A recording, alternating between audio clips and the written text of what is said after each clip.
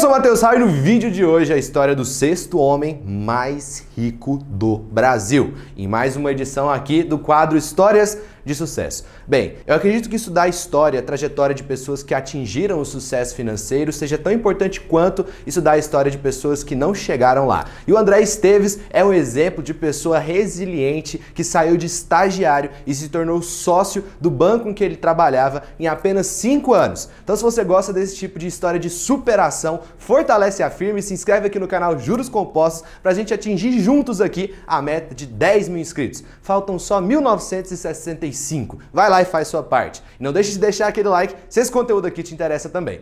Então, André Santos Esteves nasceu no dia 12 de julho do ano de 1968 no bairro da Tijuca, na cidade do Rio de Janeiro. Filho de Alcides João Ladeira Esteves e Tânia Santos Esteves, os seus pais se separaram quando ele ainda era uma criança e por esse fator ele acabou sendo criado pela sua mãe numa situação financeira e de classe média, uma vez que ela era professora universitária. Após concluir o ensino médio, Esteves sempre se considerou um cara das exatas. Por esse motivo, ele vai estudar matemática na Universidade Federal do Rio de Janeiro, a UFRJ, com especialização em ciência da computação, que era um setor que prometia bons empregos àqueles que se formavam nela. Durante seu curso, ele arranja uma espécie de emprego lá, um estágio na universidade, ganhando um salário até que ok. E é aí que ele comete o primeiro erro da sua vida, que é o erro mais comum da classe média brasileira, que foi comprar um carro financiado, um Gol Bolinha daquele ano. Ainda na faculdade, com 21 anos de idade, ele vê um anúncio de uma proposta de emprego que brilha os seus olhos. Era do Banco Pactual, que ainda era uma DTVM, que era uma distribuidora de títulos e valores mobiliários. O banco foi fundado ali por André Jakurski, Luiz César Fernandes e o atual ministro da Economia Paulo Guedes em 1983. Nessa época o Pactual estava crescendo a passos largos e o ano da contratação de André Esteves, que foi 1989, foi o ano em que o Pactual deixou de ser uma espécie de corretora e passou a ser um banco propriamente dito. E por conta desse fator, eles precisavam de mão de obra. E foi assim que eles focaram em anúncios ali, propostas para jovens empreendedores, pessoas que queriam uma ascensão social com base no modelo de partnership, que é transformar funcionários em sócios à medida do seu desempenho. Bem, olhando essa oportunidade de crescer dentro de uma empresa e ganhar dinheiro, o André Esteves abre mão do seu atual emprego na universidade para poder receber metade do valor e trabalhar basicamente o dobro de horas, visando ali o variável que ele tinha, que poderia fazer com que ele ganhasse ainda mais. Ele aceita a proposta, chega em casa muito feliz e fala para sua mãe. E ela diz assim: "Meu filho, você vai acreditar em banqueiro? Larga a mão disso." Ele contraria sua mãe, decide abraçar aquela oportunidade e em seu primeiro dia pega o seu gozinho, estaciona nas redondezas, vai pro escritório e trabalha o dia inteiro, igual um condenado. Finalizando o expediente, cansado ali, muito exausto, ele vai até o seu carro e para sua surpresa, o que aconteceu no seu primeiro dia de trabalho? O seu carro havia sido roubado. E para melhorar a situação, o seu Gol Bolinha não tinha seguro. Agora estava ali o pequeno Esteves endividado, ganhando metade do trabalho e trabalhando mais horas por dia. Muitos nessa situação iriam desistir e se acovardar, mas o que o André Esteves fez? Arregaçou as mangas e começou a estudar ainda mais para apresentar um melhor desempenho no seu emprego. E foi assim que nos primeiros meses ele ficou responsável por consertar os computadores e operar a rede de informática do Pactual. Por conta do seu esforço e dedicação, ele foi promovido para áreas que lidavam diretamente com investimentos. E é assim que ele se torna operador da mesa de operações de renda fixa no Brasil. Ótima oportunidade, certo? Agora o André Esteves estava pronto para ganhar uma bica de dinheiro, mas como a gente sabe, primeiros dias não são fortes ali do André Esteves. E o que acontece no seu primeiro dia como operador da mesa de renda fixa? O governo anunciou o Plano Collor, que na prática confiscava bens e sequestrava a dívida pública do país. Na prática, a medida esvaziava completamente esse ramo de operações dentro do Pactual e tinha potencial, inclusive, para extinguir essa parte de operações. Nesse momento de turbulência, os executivos do Pactual se reúnem para poder achar uma solução e o André dá o seu pitaco, que foi o pitaco de $1 milhão, que fez com que ele se tornasse uma referência dentro do banco. Estudando o plano governamental, ele encontrou uma alternativa que poderia salvar a mesa de operações de renda fixa do banco, que era a criação de um fundo de investimentos em fundos de aplicação financeira. Na prática, a medida de de André Esteves criou uma forma de remunerar os clientes da renda fixa através de um fundo que investia em grandes instituições brasileiras. A ideia ousada foi posta em prática com êxito, o que lhe garantiu ali uma promoção. Nessa promoção, André Esteves passa a se tornar o chefe da renda fixa no Pactual. Como era molde do sistema bancário naquela época, com base naquele modelo que eu te falei de partnership, ele começou a ganhar cada vez mais dinheiro, os vencimentos e os bônus foram chegando, e nisso ele recebe a proposta de se tornar sócio do Pactual através da aquisição de ações. Oportunidade essa que o pequeno Esteves então agarra, e há apenas 5 anos dentro da empresa ele sai de estagiário para a função de sócio, comandando então um dos braços mais relevantes do Pactual. Esse cenário era perfeito para o André, mas o Pactual como empresa passava por um momento extremamente delicado. Os 3 sócios estavam entrando em discordância sobre os rumos em que o Pactual deveria tomar. De um lado, a gente tinha o Luiz César Fernandes, que achava que o banco deveria se tornar um banco de varejo enquanto lidava com a parte de investimentos, nos mesmos moldes ali como o Bradesco, Itaú, dentre outros.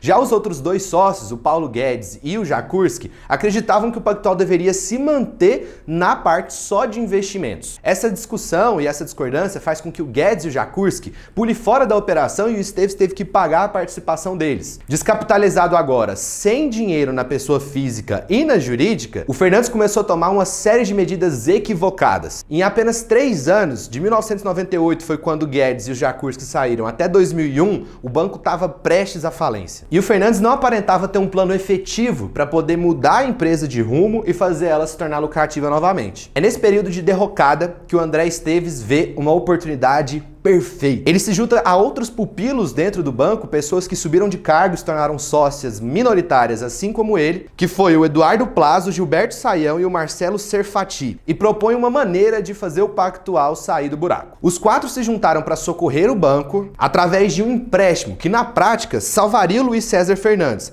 mas em troca lhe custaria a cessão total da sua participação acionária no Pactual, ou seja, uma jogada de mestre do André Esteves. Então, para não declarar a falência, o Fernandes aceita e com isso perde ali grande parte da sua participação no banco, cedendo agora as suas ações para o grupo que o André Esteves formulou, que ele era um dos mais influentes e, por consequência, um dos maiores. A decisão do Esteves se tornou financeiramente assertiva. E em poucos anos, o Pactual realizou o chamado turnaround, atuando somente na parte de investimentos, tendo o André Esteves como sócio gerente. E foi assim que o Pactual chamou a atenção de instituições financeiras fora do Brasil, a principal delas, o UBS Security, banco suíço, que realiza então a compra do Pactual por um valor ali de 3,1 bilhões de dólares no ano de 2006.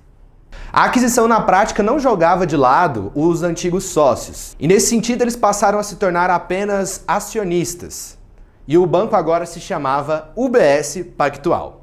Ainda trabalhando então para o UBS Pactual, ele se torna chefe geral da renda fixa global, cargo que ocupou durante 2 anos, até o momento que decidiu deixar a companhia. Ao deixar a companhia, ele decide empreender e criar o seu próprio banco, o BTG Investments.